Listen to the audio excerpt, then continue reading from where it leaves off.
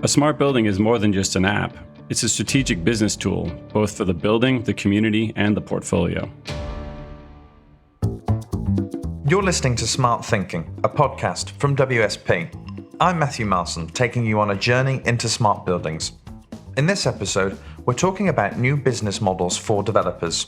And joining me today from Boulder is Jay Wratten, who is a smart building strategist at WSP USA and is one of the leaders at WSP's Boulder Innovation Center, where he challenges clients to think bolder about smart buildings. Welcome, Jay. And to kick off, we'd like to ask you, what is a smart building and why should we care?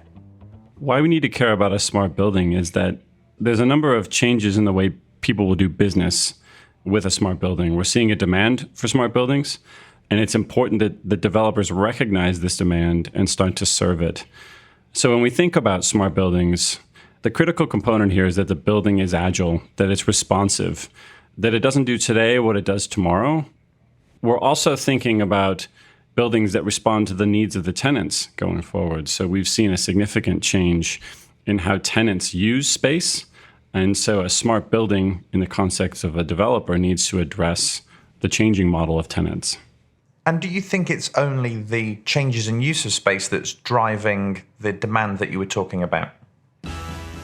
Not necessarily. I think that's a really good question. I think the change in use is a big aspect, but I think that we could probably put a broader subject around that and say that in commercial real estate, the way businesses do business is changing.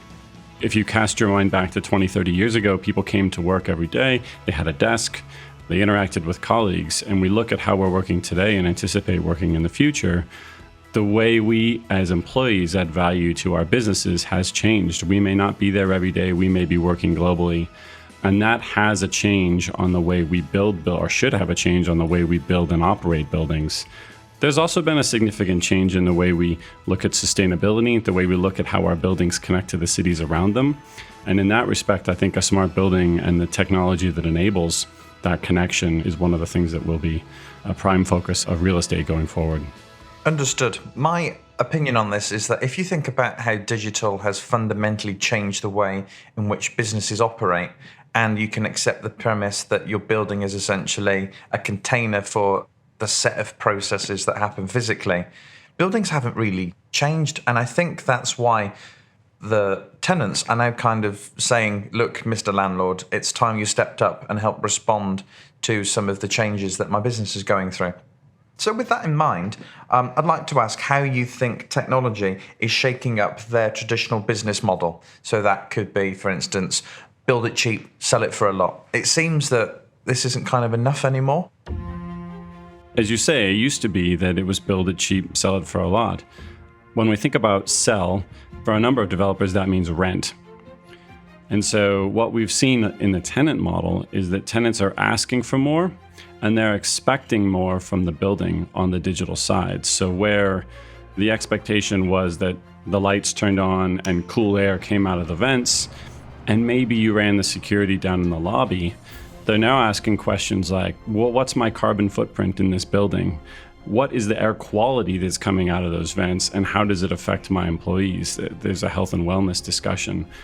And they're expecting more infrastructure in the building to support those needs. So the build it cheap model has changed, and I think we're also seeing a change in the role that developers play in tenant space. So historically, the tenant space is a warm shell, right? They just put a box around it and then the tenant builds it out. And that line between developer and tenant is very clearly drawn. We're going into a place where developers have the ability to enable a smart workplace for the tenants by providing more, let's call it smart infrastructure in their building, and it will enable a different kind of tenant.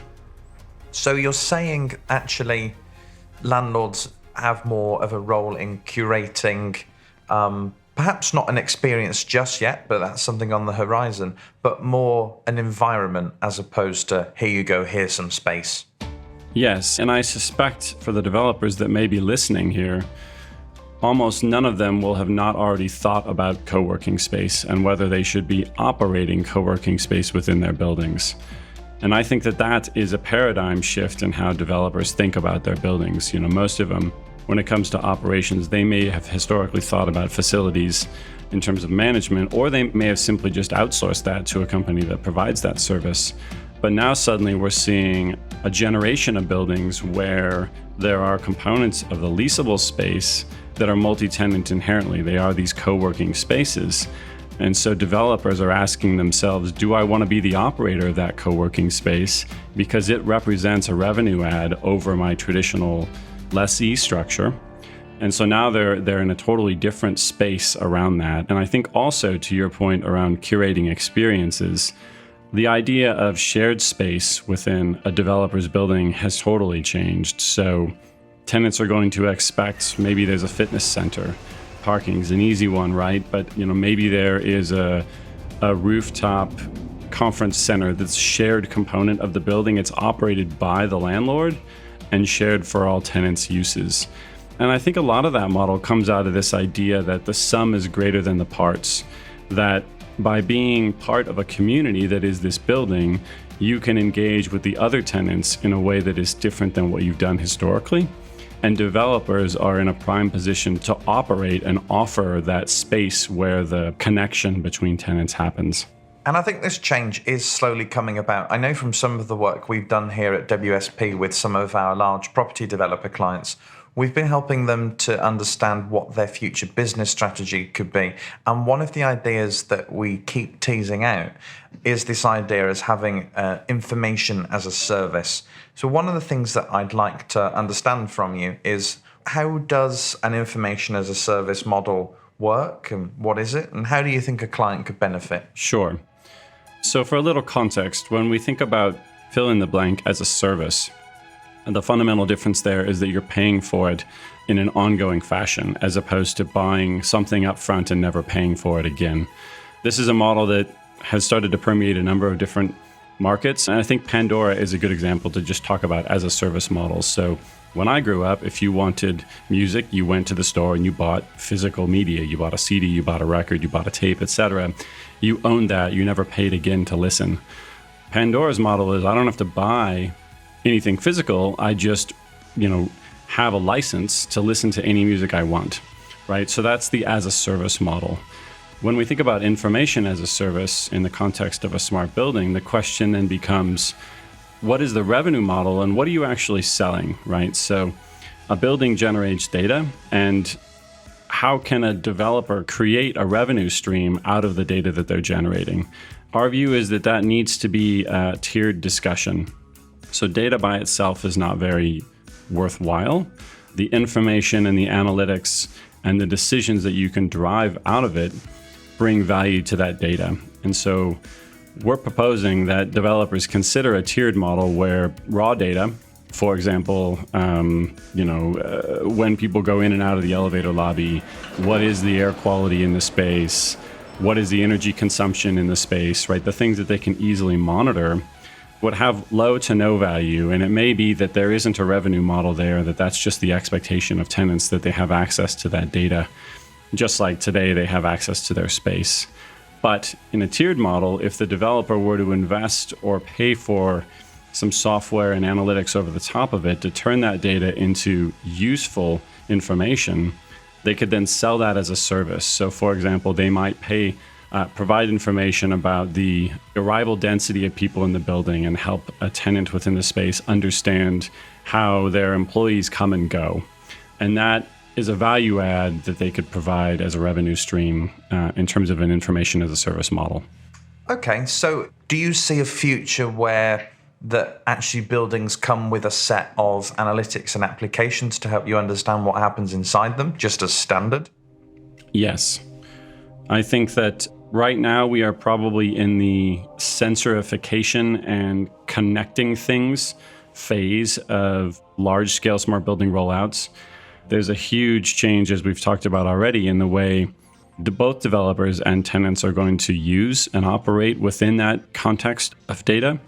But we're already seeing devices going into buildings that have a little bit of what we would call edge analytics. So think of the box that, controls the lights in the building or controls the air conditioning in the building. That box has a network connection on it, and inside is a little computer, and it's running a little bit of analytics all the time to create that useful information.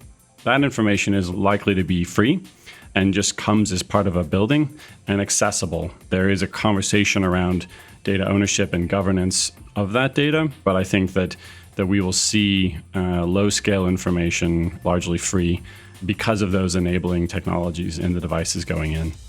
If you were a developer and you wanted to embark on creating an information as a service model that you would monetize, what would your top tips be?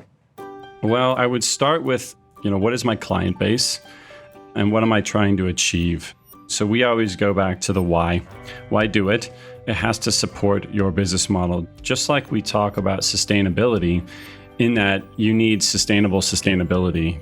People only do sustainability measures if it brings value to their business. And as we think about smart buildings, it needs to be the same discussion. If I was going to embark on a smart building, I would want to make sure that I understood why I was doing things. And that might be my market is seeing a reason to have better air quality. It is in my best interest to differentiate my property by not only creating that better air quality, but sharing the information about it so that tenants understand how my building contributes to a more healthy employee and therefore brings value to their business. Those are the sort of why statements and drivers, I would say, as to what a developer needs to do to embark into a building. I would say, in terms of what not to do, don't just commission somebody to build an app for your building and throw a bunch of pretty pictures together that are backed up by no real business need. Really helpful advice there from Jay Wratten, who joins us on live link from Boulder in Colorado. Join us next time when Peter Richards introduces us to the concept of cyberphysical and reveals what a black swan event is. If something in this episode has piqued your interest, then have a chat with us. Email smart@wsp.com. You've been listening to Smart Thinking, a podcast from WSP. I'm Matthew Marson, and thanks for listening.